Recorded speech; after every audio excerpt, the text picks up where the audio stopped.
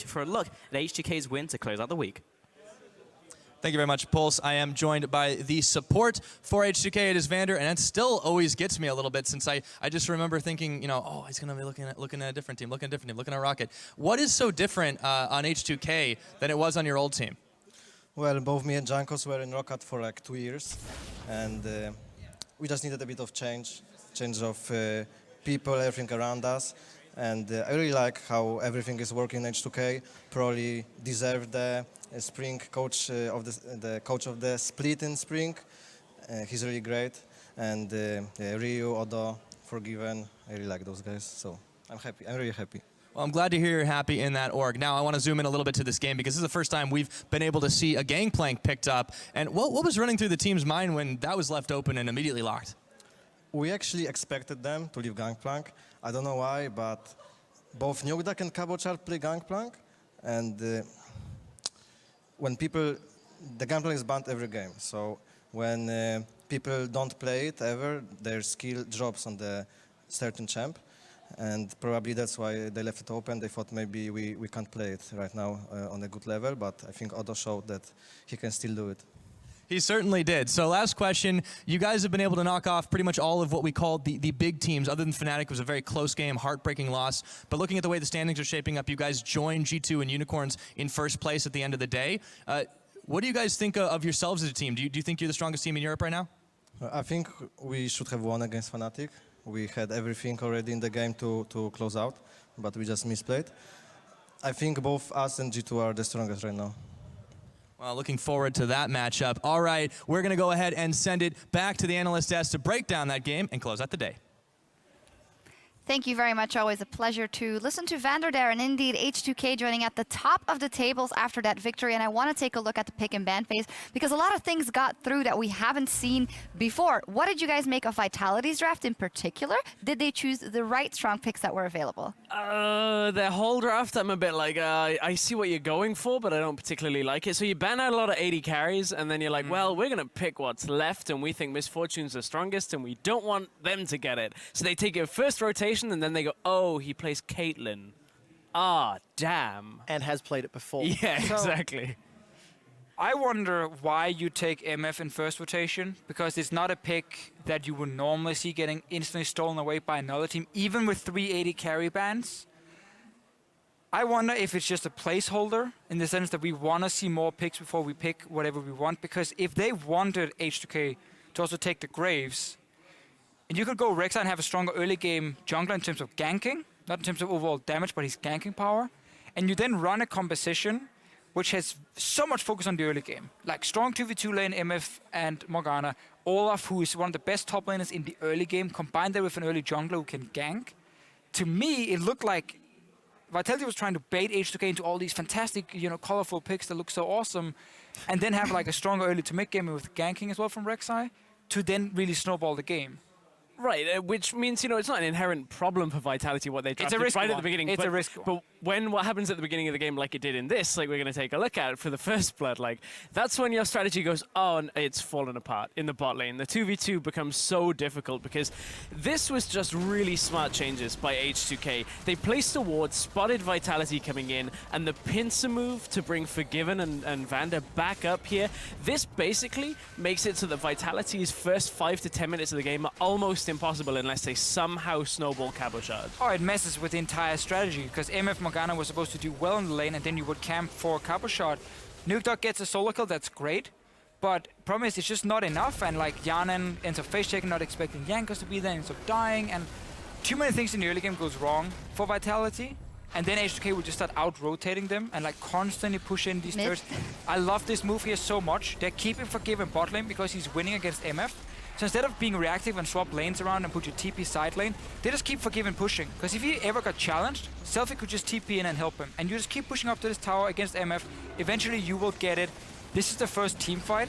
This is where Vitality is supposed to be strong, but if you're flanking with an Olaf in a composition where Lulu and Morgana is there to buff you, they can't because you're running in from the flank too far away. And once you lose this one, your comp again just has no power. And one of the things I really like about that last replay, it also helps accentuate why the H2K draft was actually very good in my opinion.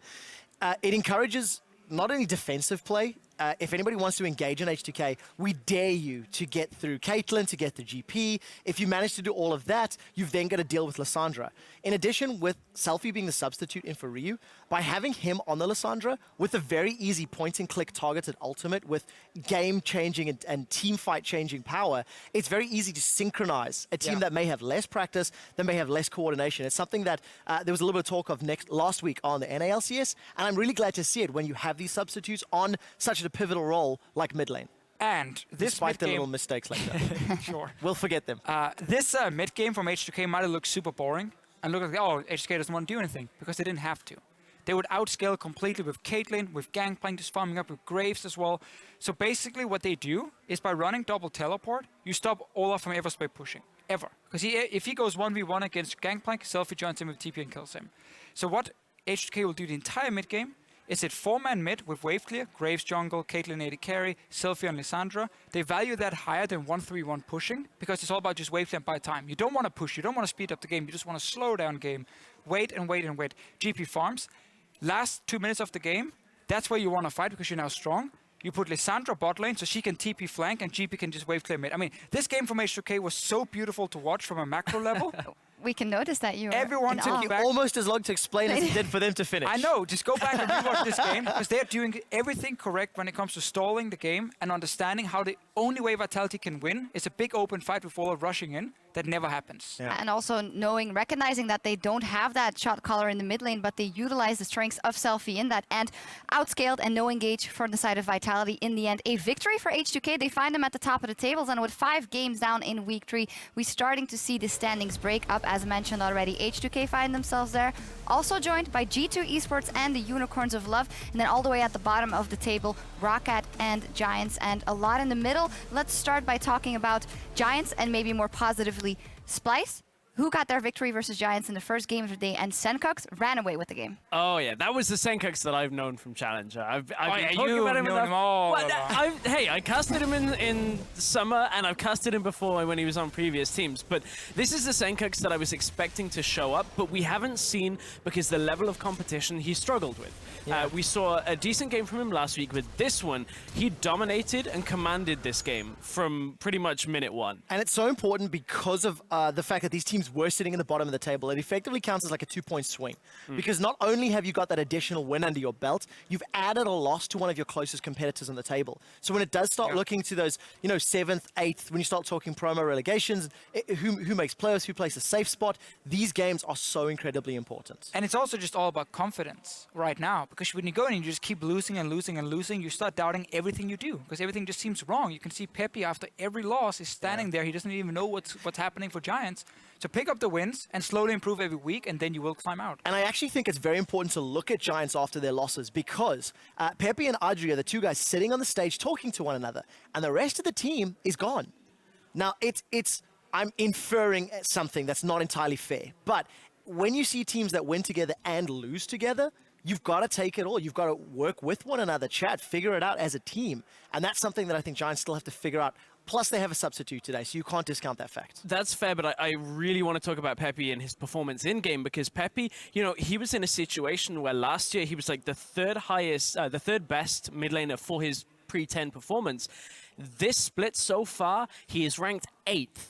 This is the guy that Giants have needed for like a year now to be But you on can't his expect top him form. to keep doing that, right? Right, but this is his solo performance. So either the competition level is starting to outgrow him, I think it or is. he is having a bad 5 games. And if it's a bad 5 games, there's a story in there somehow problem. about You it. can't 1v9 in the current meta, and also like. But this is Senkux pre-10. that was sends one his game. regards. That was one game, and it was against Giants. Yeah. With this, him like 5 kills. Bending This is the stats. pre-10 minutes. How much pressure is there pre-10 minutes that you're falling behind on CS that much in every single game? The entire team is broken. That's at the fine. moment. I'm with you on that.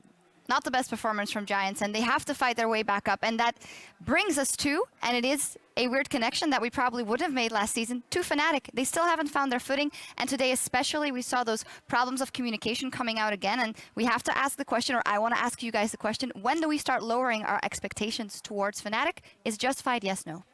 I mean, yes, we should lower our expectations for Fnatic. They are, at the moment, not a top 4 team in Europe.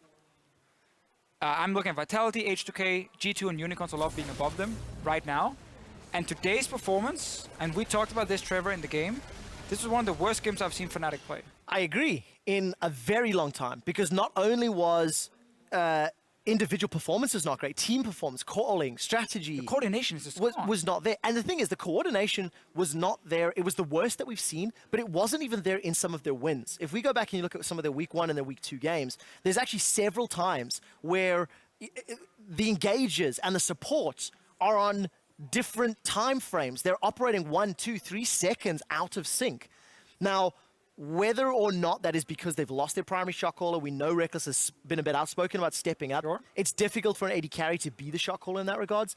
I don't know, but something quite drastic has to change. And also remember that Fnatic not only lost the players, but they also lost support staff. They did lose an analyst. They did lose Ispa, the manager / life coach. I don't even know if that's a real thing. And it is affecting the team.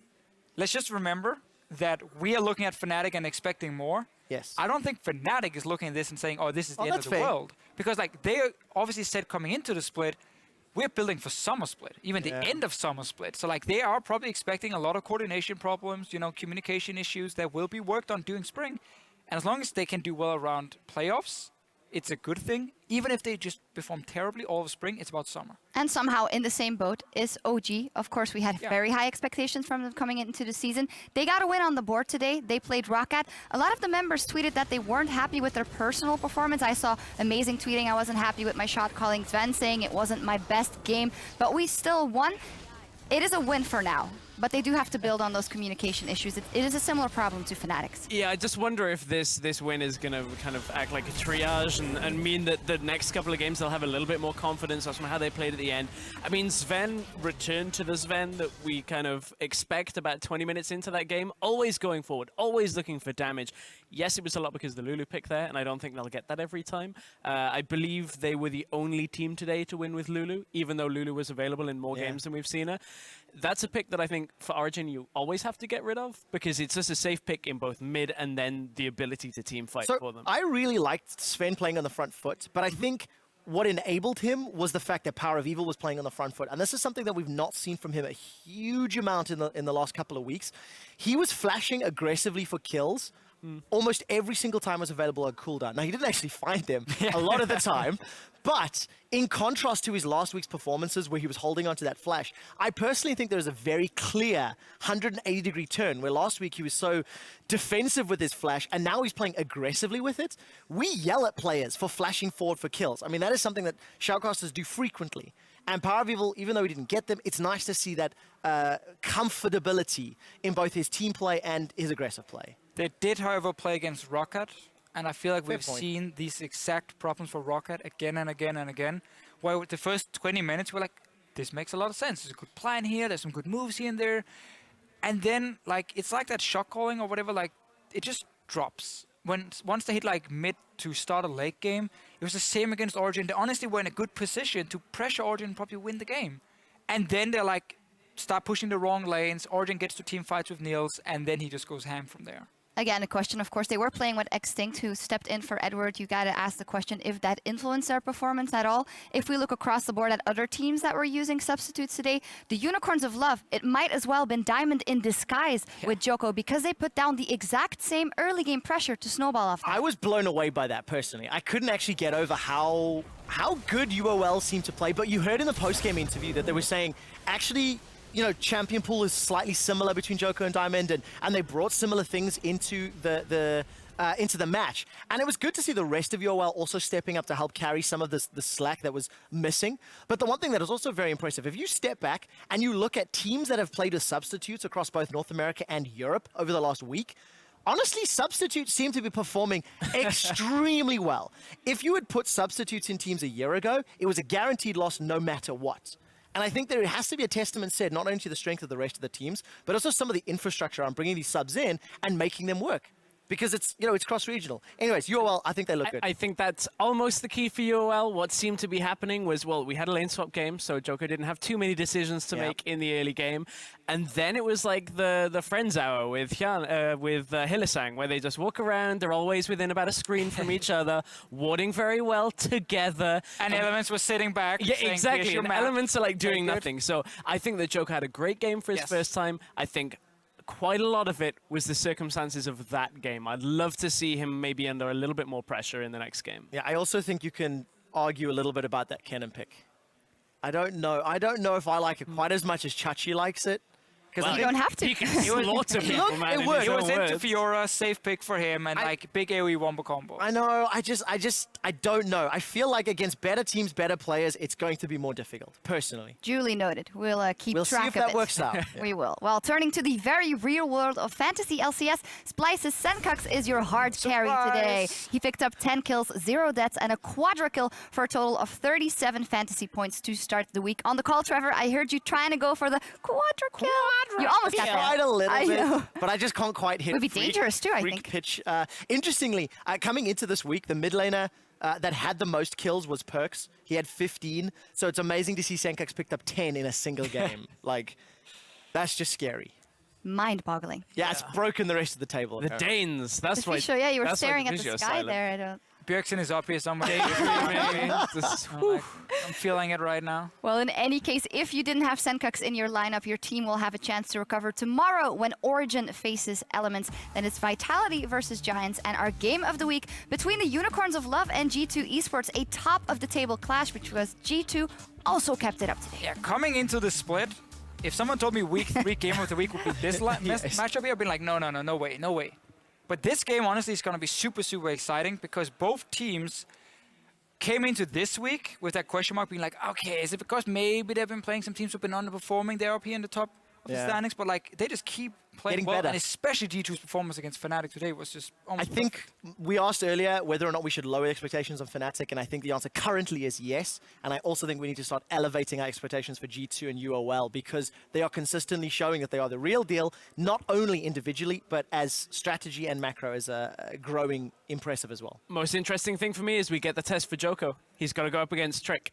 And that is proving to be a problem for even some of the best of Europe's. A fantastic game of the week tomorrow and a bunch of interesting matchups. As for us, we need to sign off as we're ready to rift for those matches. For everyone here bringing you the European LCS, thank you for joining us, and we'll see you here for the rest of the week tomorrow. Loading up on